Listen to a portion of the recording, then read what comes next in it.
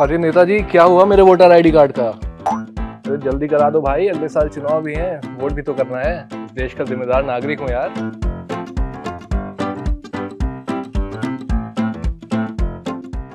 जी जी जी, चलिए चलिए। हाँ भाई, मेरे जिम्मेदार नागरिक किसकी सरकार बना रहा है? अरे कुछ नहीं यार, मैं कहा कि 18 से ऊपर हो गया हूँ मैं, तो वोटर आईडी कार्ड बनवा लेता हूँ। अगले साल लोकसभा के चुनाव है तो वोट कर दूंगा।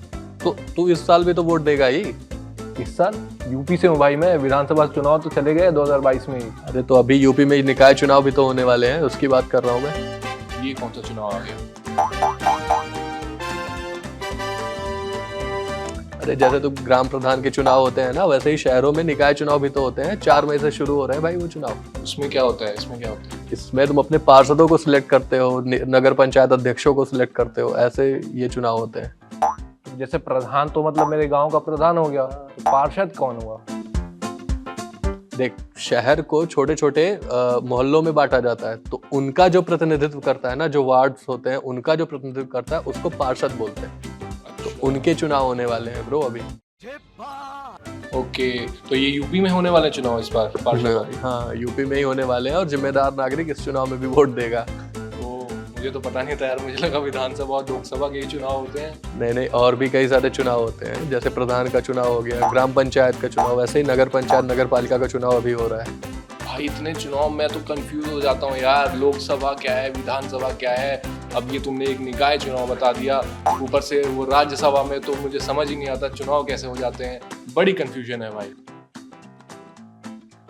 हर स्तर पे लोगों की लोकतंत्र में भागीदारी होनी चाहिए, डेमोक्रेसी में सबका रिप्रेजेंटेशन होना चाहिए। इसीलिए हर छोटे छोटे लेवल पे चुनाव कराती है गवर्नमेंट, जिससे हर तबके की प्रेजेंटेशन हो सके। अब तेरे गांव की नाली बनवाने सीएम तो आएगा नहीं, वो तो ग्राम प्रधान का ही काम है। उसी तरह नगर मतलब मोहल्लों में कोई प्रॉब्लम है तो वो पार्षद सॉल्व कर देगा, बड़े लेवल पे नहीं जाना पड़ेगा। इसलिए ऐसे ऐसे चुनाव होते हैं। क्या बोले? लेकिन यार मतलब मुझे इतनी समझ नहीं है इन सब चीज़ों की, लोकसभा विधानसभा ये सब चीज़ों। तो यार कुछ तो, अब मैं गांव थोड़ी चला जाऊंगा ये सब पॉलिटिक्स समझने के लिए। देख, तुझे पॉलिटिक्स के बारे में जानकारी तो रखनी चाहिए कि तेरे गांव में क्या चल रहा है, नगर में क्या चल रहा है, नगर पंचायत में क्या काम हो रहे हैं, किन किन चीज़ों की ज़रूरतें हैं, क्योंकि उस हिसाब से तू अपने आप को बेटर वोटर बना पाएगा, अच्छे लीडर्स का सिलेक्शन हो पाएगा। तो ये ज़रूरी है और इसके लिए बेस्ट प्लेस है पॉलिटिक्स को समझने के लिए जागरण को फॉलो कर। तो अगर आप भी मेरी तरह कंफ्यूज रहते हैं इलेक्शंस को लेकर, आपको भी विधानसभा लोकसभा के बीच का डिफरेंस नहीं समझ में आता है, तो उसके लिए जरूरी है कि आप देखें दैनिक जागरण, क्योंकि यहाँ पर मिलेगी हर अपडेट सबसे तेज।